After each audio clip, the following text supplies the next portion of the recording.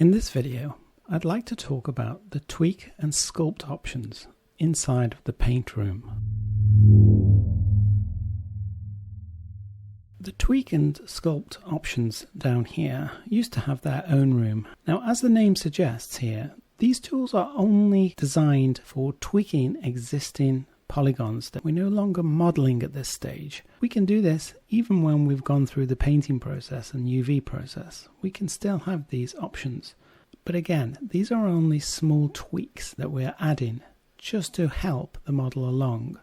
I've subdivided this model quite heavily, just as an example, but the effectiveness of these tools, particularly the sculpting tools in here, are really dependent on the resolution of your object. Here, for example, if I show the wireframe, you can see I've gone ahead and I've really subdivided this object into many polygons here, and we'll see how effective these tools are at this resolution. Let's take a look at this first option here called Select and Transform. Now let's say that I needed to show the contents of this box. What I can do here is I can say Select Object, and then I'll click on this particular part of the object. Now you'll notice down here that my painting objects have a top, the chest, which is the main body of the object, coins inside, and a hinge on the back. So now I've selected the top area here.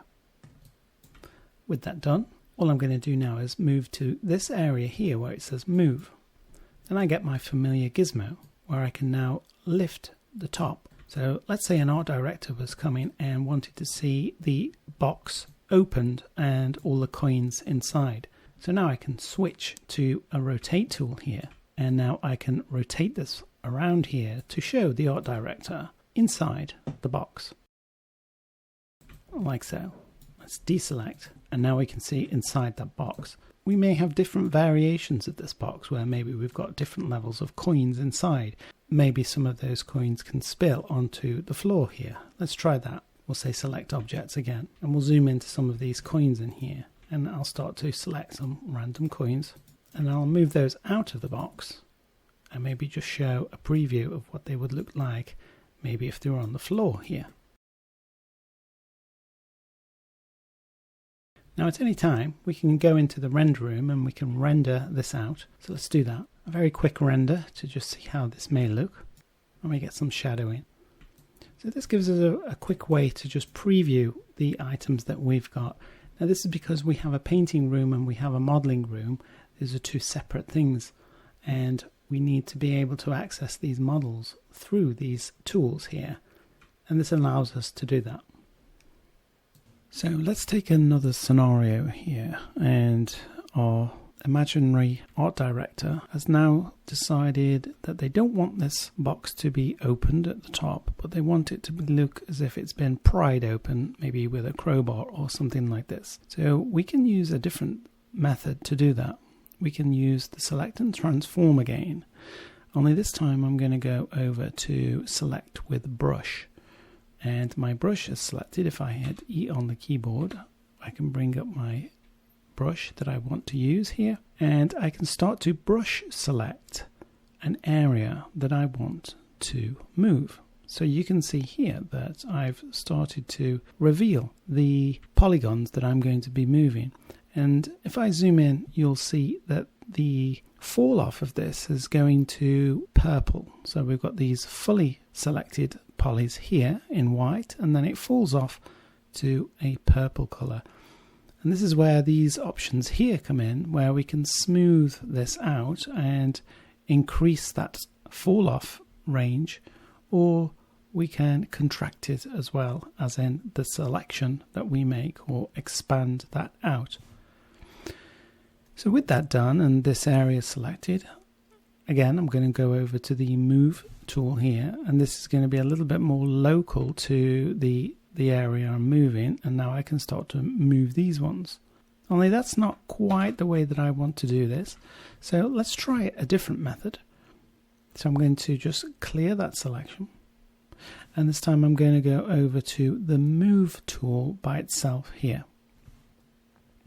And I'm just going to move these up and increase the size of my brush here, this yellow circle that you can see, which is which is the same really as having that fall off that we were using before. So the bigger the brush, the bigger the fall off on the move. So here I'm prying open the corner of this as my imaginary art director has asked me to do, and I'm just moving this out here. Maybe I want to damage the lower part as well. Just bring that down. So it's a quick way to visualize. We can also go in here and start to move these parts around as well. So here I have this very hard CG edge on this. Maybe I want to move this and just move it down a little bit. Maybe I want to change the silhouette a little bit more on here and just move these down and buckle that surface a little bit more in keeping with the paintwork that we have on the box itself. And just break that up to make it a little less perfect of a join between the actual chest itself and the top. And on these corners as well. Now remember that this is a high poly object, and this is what's giving me this almost sculptable ability within the tweak parameters. So what if I wanted to go over to the top of this object now, and I wanted to, rather than using a normal map, I just want to quickly add and deform the top of this surface. Well, I can come down here to the draw option here, and with this option maybe I want to use one of these brushes here, which is similar to the effect that we have on the paintwork here, and then I can start to go over this. Make sure that the brush is a little bit less harsh than that. So here you can see I've got a depth of 13, so I'm just going to really reduce that down to something like 2, and then I'm just going to tap over the surface here and just buckle this very straight surface and make the geometry a little bit more uneven on that top surface. This way it'll catch the light a little bit more. We can see here we've got a really straight surface, and we can just start to move this out, and we can see there the effect of that as I buckle that surface. If at any time I've gone too far with that, and I can always come into here and I can start to flatten these out. So I'm almost sculpting here. It's almost like sculpting, but it's just tweaking the surfaces. So you can see here now that I've really started to damage this box even more.